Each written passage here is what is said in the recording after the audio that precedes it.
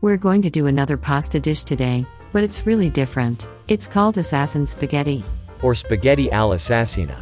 And it's one killer of a pasta dish. Just watch this episode. Hi, this is Connie, with a really unique way of preparing pasta that you'll enjoy. And hi, this is Vince. Welcome to our channel, A Quick Recipe. The entire list of ingredients will be available later. But pause the video and feel free to make notes as we go along. We're starting by adding extra virgin olive oil to a saucepan no smaller than 3.5 quarts, over low-medium heat, and with enough oil to cover the bottom of the saucepan. When the oil is up to heat, add half of the 8 cloves of finely chopped garlic we'll be using.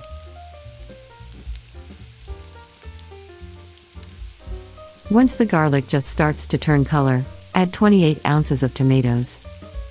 We've pureed whole peeled San Marzano tomatoes, but you can use pureed tomatoes, or even bottled tomato sauce. What is important is that at least 28 ounces of tomato product are used. The choice is yours. What we'll be doing in the next step is reducing or extending the tomatoes by introducing another liquid. The other liquid can be 28 ounces of water, but we're using chicken stock instead. Stock will give the sauce a richer flavor than just plain tap water.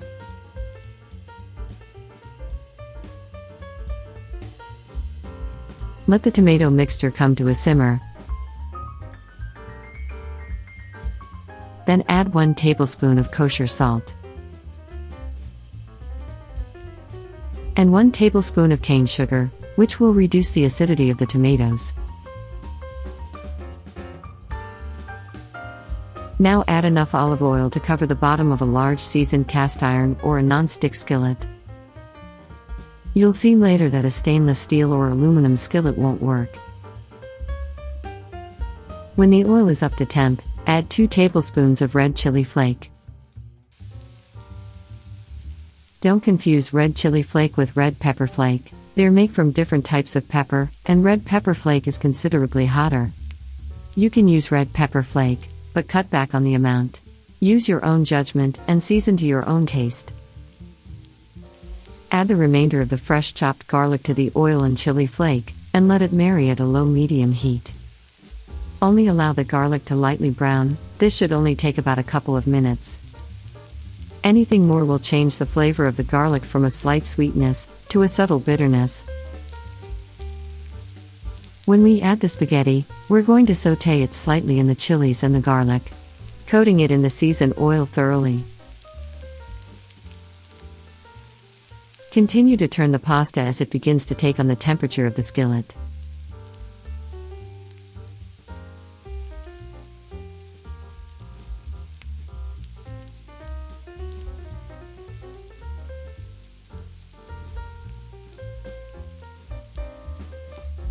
Now that the spaghetti has slightly browned, we're going to ladle in a good amount of the tomato broth mixture. Enough of the mixture to allow all of the pasta to begin the full cooking process. This is the part of the recipe that is the most important. Basically, the pasta is taking on the flavor of the tomatoes while cooking at the same time. It's a unique way to cook pasta and flavoring it simultaneously.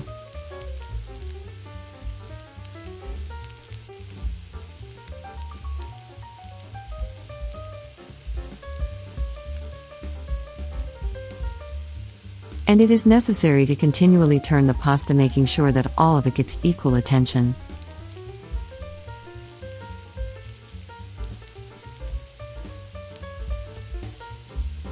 Now that the tomato broth has been absorbed by the spaghetti, we're going to repeat the process and add more tomato broth, but not as much, just a few ladles.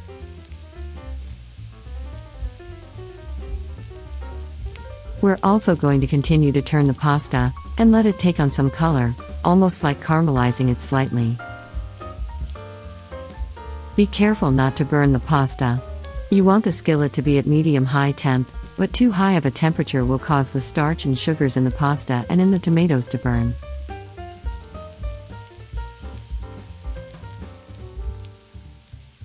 The broth has reduced again, so add a few more ladles of the tomato broth.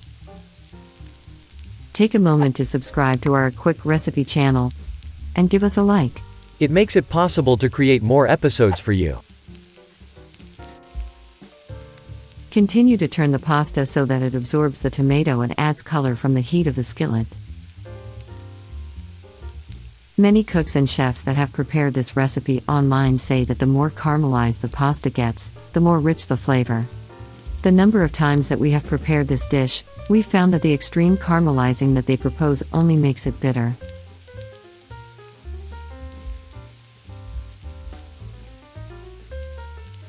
The pasta is browning and has absorbed the tomato broth, but it has not reached the point of being fully cooked, so it's time to add more broth.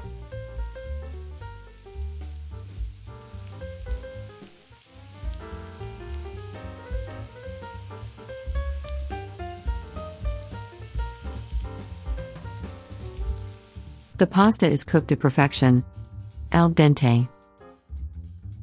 When plating the spaghetti, add a little of the tomato broth. Here's the list of ingredients for your Assassin spaghetti.